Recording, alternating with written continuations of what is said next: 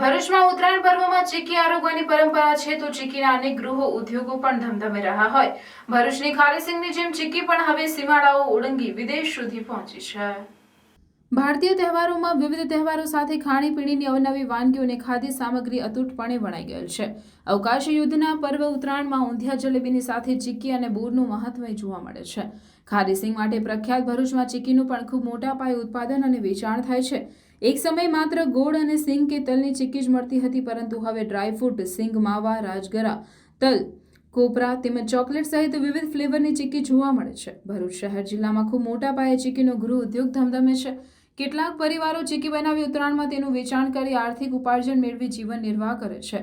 ભરૂચ શહેરના દાંડિયા બજારમાં વર્ષોથી આધુનિક જમાનામાં પણ પોતાના હાથથી ચીકી બનાવી વેચતા નાનુભાઈ જણાવી રહ્યા છે કે લોકો પહેલા કરતા ચીકીની ઓછી ખરીદી કરી રહ્યા હોવાનું પણ તેઓ કહી રહ્યા છે।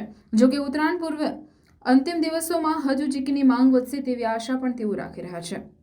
આ વર્ષે વિવિધ વેરાયટીની ચીકીના ભાવ 180 થી 300 સુધી જોવા મળી રહ્યા છે, ત્યારે લોકો વત્તા ઓછા પ્રમાણમાં પોતાની ક્ષમતા અને શોખ મુજબ ચીકીની ખરીદી કરી ઉત્તરાયણની ઉજવણી કરશે તે નક્કી છે। શું નામ છે દાદા તમારું? મારું નામ નાનુભાઈ છે। નાનુભાઈ, કેટલા વર્ષોથી તમે ચીકીના વ્યવસાય? હું આ ધંધો 30-35 વર્ષથી કરું।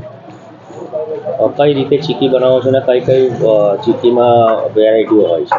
ચીકીમાં સિંગની છે, કોપરાની છે, ડ્રાયફ્રૂટની છે, રાજગરાની છે, પછી વિવિધ સ્વાદમાં ચોકલેટની છે, કેસર પિસ્તાની છે, ઘણી આઈટમ બને ચીકીમાં।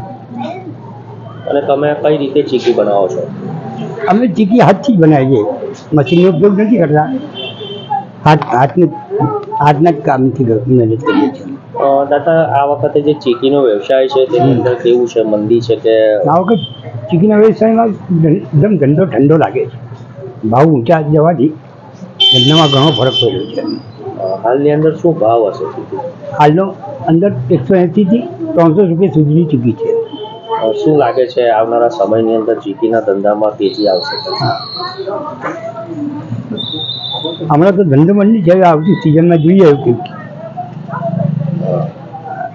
તેજી આવે તેમ તેજીની આશાએ બેઠા છે।